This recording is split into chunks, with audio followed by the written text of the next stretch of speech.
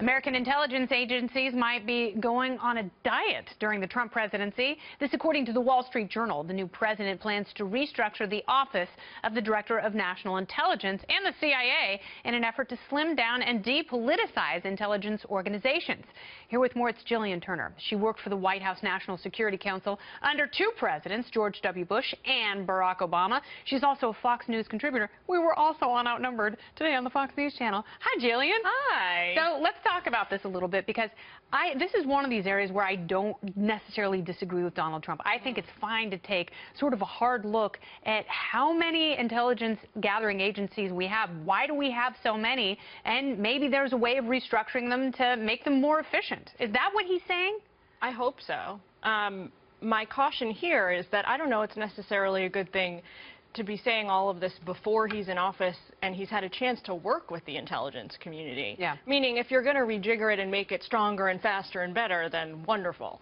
But how do you go in knowing you want to do that? I mean, at this point, he really only knows, he's not getting his intelligence briefings. He really only knows what he's heard from them on the media. I know he's not getting all of his intelligence briefings, but there are people on his team who says, no, he gets briefings, he doesn't get them every day. Fair, yeah. But he is listening to people around them. Vice President-elect Pence gets them every day. And I understand that, but if you take politics out of it, as a limited government person, it looks as though we have way too many of these agencies. And there may be so much overlap here that, you know, the Office of the Director of National Intelligence was created to create cohesion within these departments, and that's not necessarily happening, as we're seeing friction rise up again among the FBI and CIA. I mean, the one thing that you do need with the ODNI is you need it to have enough kind of clout that it can be the big guy in the room when it comes to moderating between the CIA and the NSA and the FBI and all the intelligence agencies. As you said, it's supposed to be kind of the coordinator of all those people. It's been around since 2005. It's done a lot, but I think that there's still, particularly between the ODNI and the CIA, this constant jockeying for kind of political positioning and power and administration. So if the Trump administration could help with that, that would be great.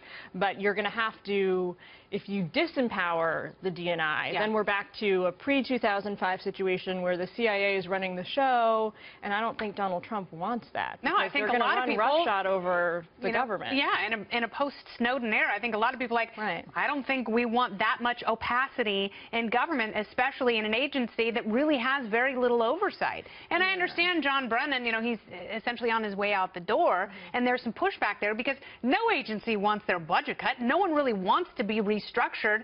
But sometimes it's not necessarily about what they want. It's about what's best for the country. So what do you think is best for the country? I think that streamlining is good, cutting out waste is good, but it comes down to what you're cutting out. Meaning, you can't just say, we're going to gut the ODNI, because there's consequences to that. And the Trump team has pushed back, saying that Wall Street Journal report was false.